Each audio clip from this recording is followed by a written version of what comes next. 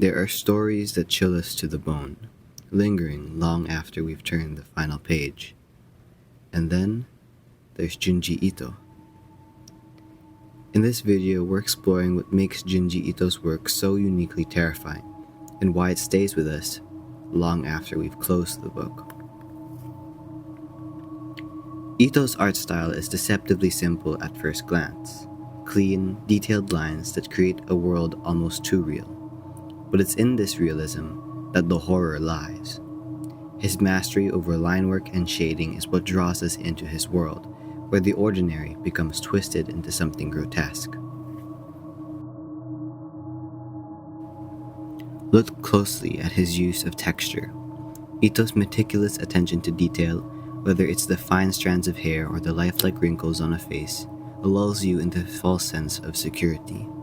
But then he disrupts that with something utterly alien, like the sudden appearance of an unnatural smile or an impossible transformation.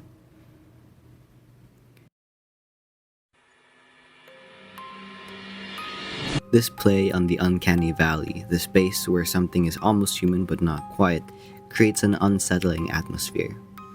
By distorting the familiar just enough to make it strange, Ito's art traps us in a surreal, nightmarish version of reality. But the Junji Ito Effect isn't just about the visuals. His storytelling is equally impactful, rooted in themes that tap into our deepest fears and anxieties. In Uzumaki, a small town becomes cursed by spirals, a seemingly innocuous shape that grows into an obsession. As the story progresses, this simple motif spirals out of control, leading to madness and death. It's a slow burn, but that's where Ito's mastery lies, in the gradual escalation of tension. Then there's Tomie, a story about a beautiful girl who cannot die. She regenerates no matter how many times she's killed, driving those around her to insanity. Here the horror lies not just in the supernatural elements, but in the psychological torment that Tomie inflicts on those she encounters. Her very existence warps the nature of those around her, leading to violence and obsession.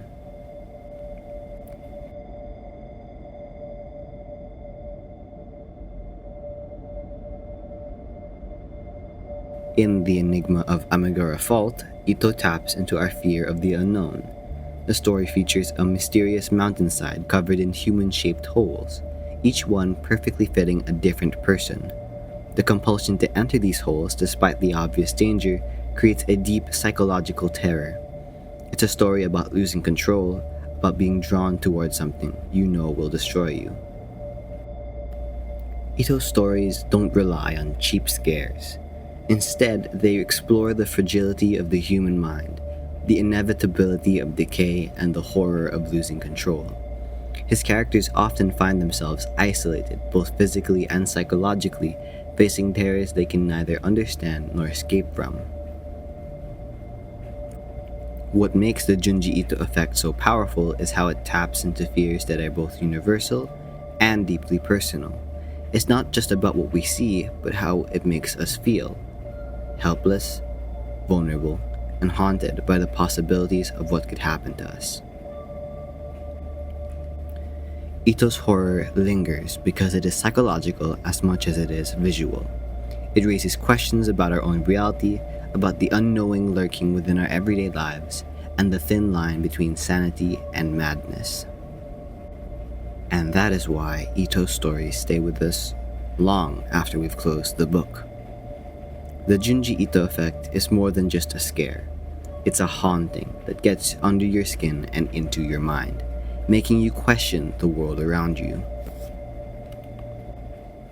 The next time you dive into a Junji Ito manga, be prepared. You might just experience the Junji Ito Effect, a blend of art, storytelling, and psychological terror that will keep you up at night.